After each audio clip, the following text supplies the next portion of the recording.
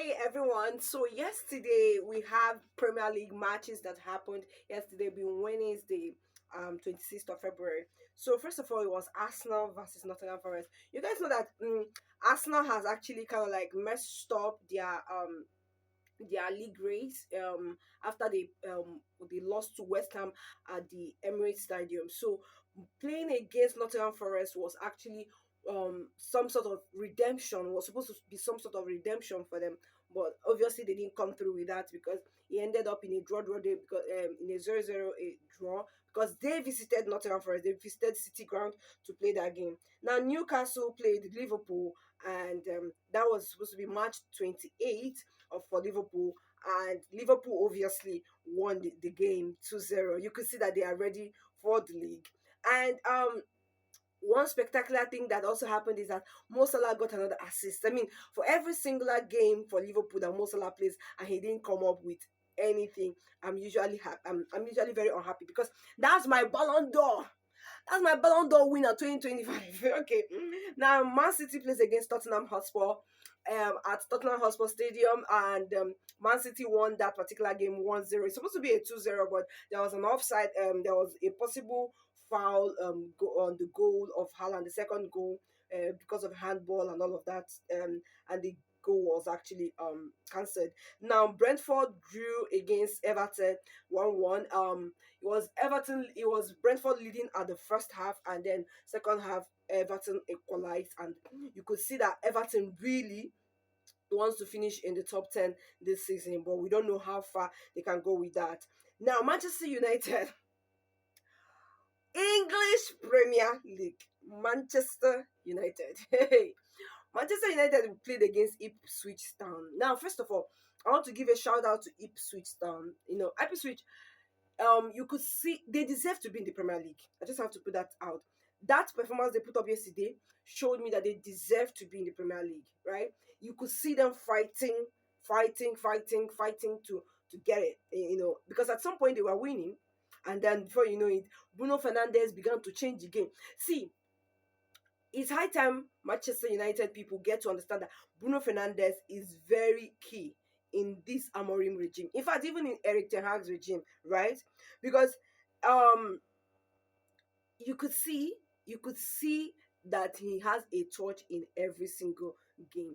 Now, that Moses own goal from Ipswich, he got an own goal, was what brought Manchester United back in the game, because Ipswich was leading with 1-0, and then before you know it, this Mosi got an own goal which brought Man United back to the game, and before you know it, the lead scores, and that's how in the second half, okay, after the lead scored, the other guy, the Philogene guy from Ipswich, scored his brace, because he got a brace. He scored his second goal. From there, it was struggle until almost immediately after Manchester United got a red card at 43 minutes, which I still don't really understand. It was immediately after that red card that Harry Maguire used his Superman power, and he came through for Manchester United again and gave them the winning goal. So they had to pack the bus, defend that game till the end. That was how they got the match winner. And it was a beautiful something to watch. But first of all, I want to look at the statistics of these matches that happened yesterday night, so you understand that it's not a thing of I know what I'm doing or I don't know what I'm doing kind of stuff. Now I want to start with analyzing for Everton versus Brentford. Everton versus Brentford. First of all, the both sides had a very good number of shots. Everton had 14 shots, Brentford had 12 shots. Everton had 4 shots on target, while Brentford had 3 shots on target, and then converted each and every one of them converted just one to a goal. Now, I'll give kudos to Brentford, because they had possession of that game. They had 53 possession, but it was not as high, like too higher than that of Everton, because Everton had 48%, and then they concluded almost the same number of passes, and their pass accuracy was almost the same. Brentford 83% and Everton 82%. Now, the number of fouls committed, Everton committed 6 fouls, whereas Brentford committed 2 fouls. One yellow card for Everton and one offside for one offside for Brentford, and two yellow cards. Now you could see that this was a decent game. And what does this scream? It scream discipline. Unlike some people's stats that I'm going to be reading out very soon for you. For instance, now let's talk about Tottenham Hotspur and Manchester City. Tottenham Hotspur had a very good number of target shots. They had 11 shots. Manchester City had 12 shots. Now, how many shots on target? Man City had 5 shots on target, converted 2 to goal, which one was actually cancelled, and Tottenham also had 6 shots on target. What I didn't understand is how they couldn't convert one.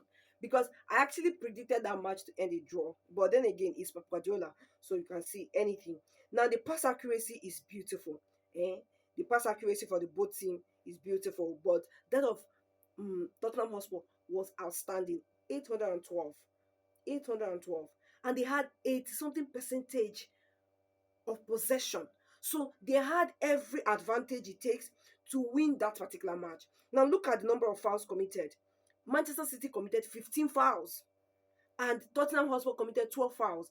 Now, that's what I'm telling you. When I look at the number of fouls committed in a game, it screams how disciplined that team is.